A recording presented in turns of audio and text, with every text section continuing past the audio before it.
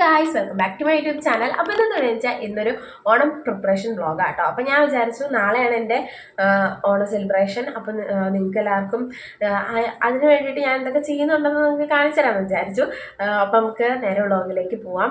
പിന്നെ ഇനി തൊട്ട് ഞാൻ വ്ളോഗ്സൊക്കെ ഇടുന്നതായിരിക്കും കേട്ടോ. അപ്പോൾ ഇപ്പോൾ എക്സാമൊക്കെ കഴിഞ്ഞു. അപ്പോൾ നമുക്ക് നേരെ വീട്ടിലേക്ക് പോവാം. ഇപ്പോൾ എനിക്കിന്ന് SPCയുടെ ക്യാമ്പുണ്ട്. പോകാൻ ഭയങ്കര മടിയാണ്, പക്ഷെ പോകാതിരിക്കാൻ പറ്റില്ല. 2 ദിവസത്തെ ക്യാമ്പാട്ടോ ഗൈസ്. അപ്പോൾ ഓണത്തിന് എനിക്കൊക്കെ 3 ദിവസമായിരുന്നു, പക്ഷെ ഇവർക്ക് 2 ദിവസമേ ഉള്ളൂ.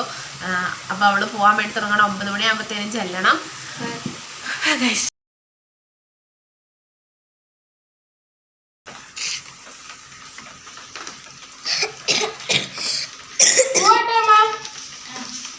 ടാറ്റ പറഞ്ഞു ഗൈസ്. അവളും പോവാൻ തുടങ്ങും.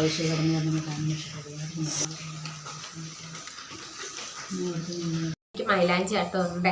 ഇതുണ്ടോ, ഞാൻ പകുതി ഇട്ട് കഴിഞ്ഞപ്പോഴത്തേനും പിന്നെ അതിൻ്റെ ബാക്കി ഇനി ഇടണം. ഇന്നലെ ആട്ടോ എൻ്റെ ഇതൊക്കെ ഇട്ടത്. അപ്പോൾ ഞാൻ ഇന്നിനിപ്പോൾ ഇപ്പോഴത്തെ കാര്യം വരണം.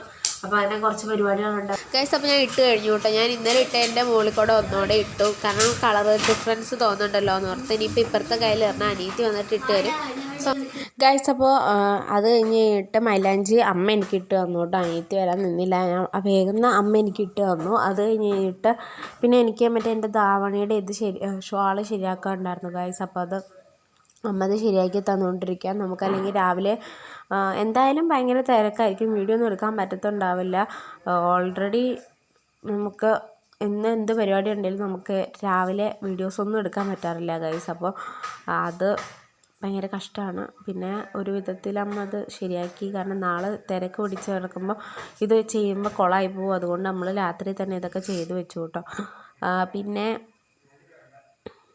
എൻ്റെ മൈലാഞ്ചിയുടെ ഒരു സൈഡ് ചുമന്നു, ഒരു സൈഡ് ചുമന്നില്ല ഗൈസ്. കാരണം ഇപ്പുറത്തെ കുറച്ച് താമസിച്ചാണ് ഇട്ടത് വലത്തെ കയ്യിൽ, അതുകൊണ്ടാട്ടോ ഗൈസ്. അപ്പോൾ അതൊക്കെ നോക്കിക്കഴിഞ്ഞു. പിന്നെ അത് കഴിഞ്ഞിട്ട് നിങ്ങൾക്ക് എൻ്റെ മാലയും വളയൊക്കെ കാണിച്ചു തരാം കേട്ടോ. അപ്പോൾ ഇതാണ് എൻ്റെ മാല.